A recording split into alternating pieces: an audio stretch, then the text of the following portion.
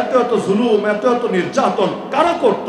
আরে সাধারণ যারা জনতা আছে, যারা খেটে খায়, যারা শ্রমিক, যারা দিনমজুর, যারা কৃষক, তাদের মধ্যে কয়জন নিজের থেকে গায়ে পড়ে স্বতঃস্ফূর্ত ভাবে নবীগণের পথে কাটা বিছাতো?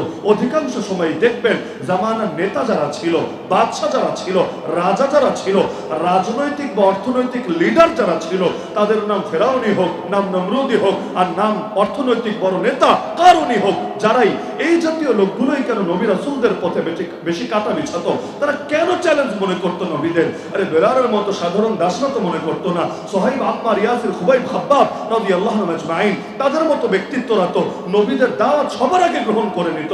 কিন্তু আবু জাহালদের কি সমস্যা? আবু লাহাবদের কি সমস্যা? উতবা শাইদার ঝামেলাটা কোথায়? এই যে জামানার নেতা হয়ে, বেশি শিক্ষিত হয়ে, দরকার ছিল তারা অন্যদের চাইতে আরো আগে হক বুঝবে, আরো গভীর থেকে চিন্তা করবে। কিন্তু গভীর থেকে চিন্তা না করে উল্টো